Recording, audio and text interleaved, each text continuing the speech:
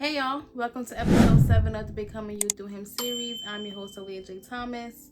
In the last episode, we talked all about what God rebuilds in the quiet, and that's where God rebuilds what you have been missing and or desiring in your quiet season.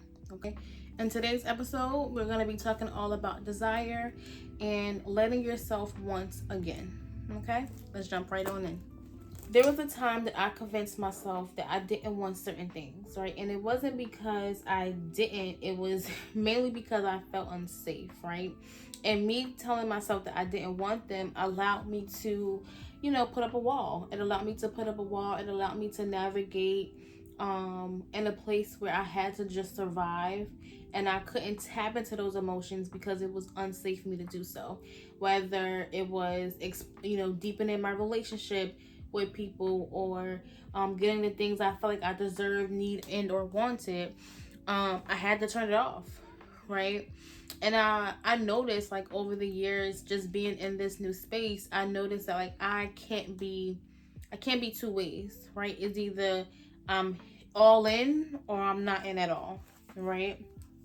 And this was the biggest test for me, because when you're constantly in a season of having to survive or just survival mode, it continues to teach you to shrink yourself and to shrink your desires, right? The topic pregnancy happened in 2020, okay?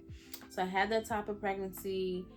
After me having the topic pregnancy, after my oldest, depression, instability, the grief, everything that I was in, there were parts of me that shut down, right?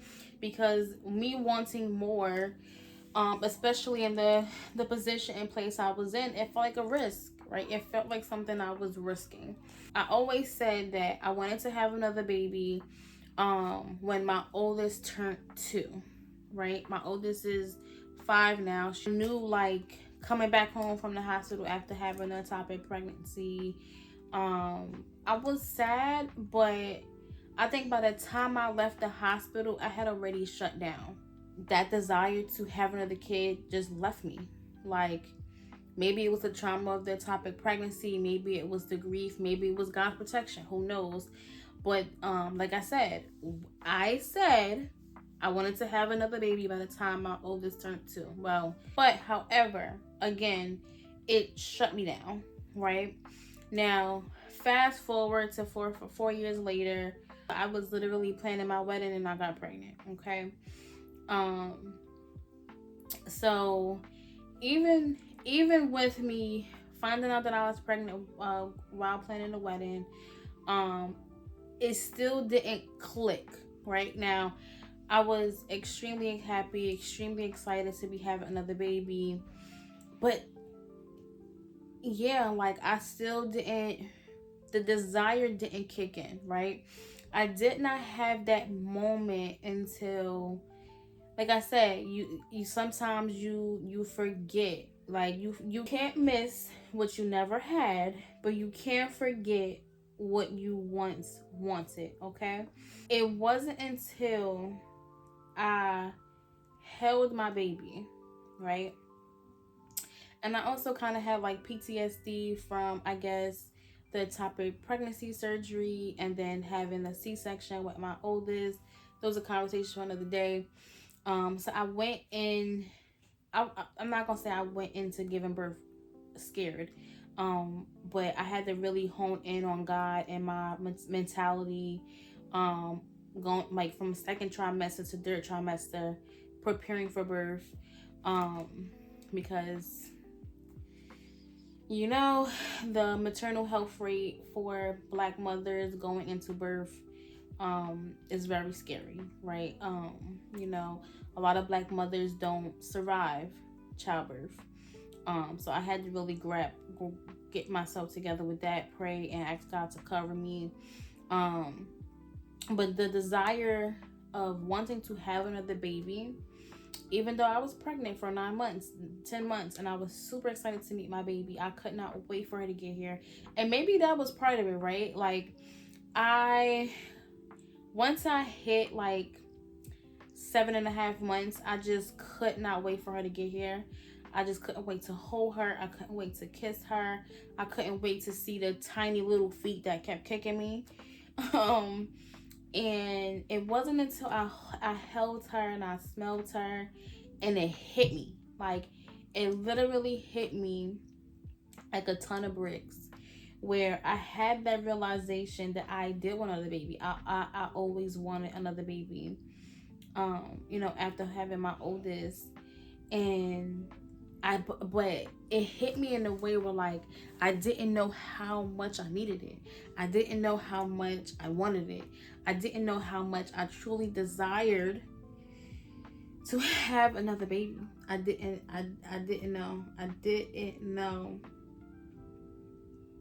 You can't forget what you once wanted. And it's so deep to the core, guys. When I tell you that realization hit me, I had a moment where I was like, how could I have ever denied myself the desire to love again? I'm getting emotional just thinking about it.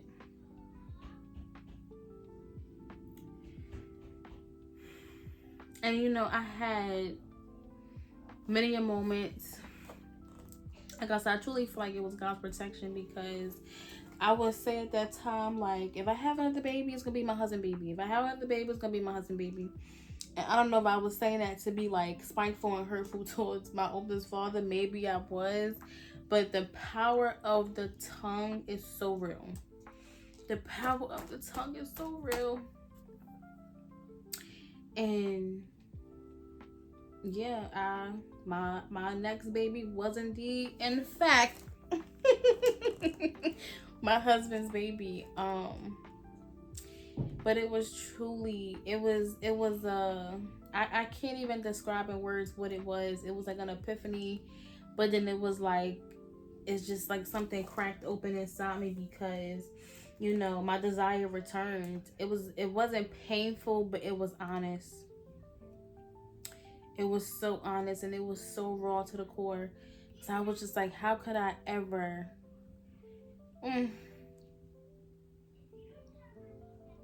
how could I ever allow circumstance and other people's opinions and other people's pain to put me in a place of not wanting this, of not wanting more, of not wanting, what my heart desired and wanted. When your desire is in alignment with God, it is confirmation that you are where you need to be, where you're supposed to be, where you have been destined to be. Okay? Once my desire was restored and I was back in alignment with my desire in God, I realized that I wasn't becoming somebody new. My becoming wasn't never about me becoming a new person. My becoming was always about being who God intended me to be.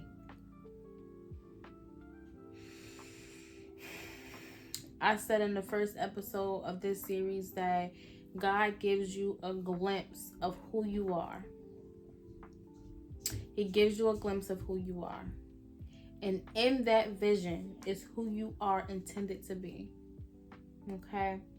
So that brings me to your homework. And it's going to be, when did wanting begin to feel unsafe? When did wanting begin to feel unsafe? Y'all, I cannot believe that this series is coming to an end. We have one episode left, episode 8, the aftermath. Okay, that episode will talk all about the aftermath of you becoming you walking boldly into you, and what that looked like for me. Okay, as I continue to be the woman that God intended me to be, and be proud of that, be proud of my journey, and really live the life that God has always wanted for me.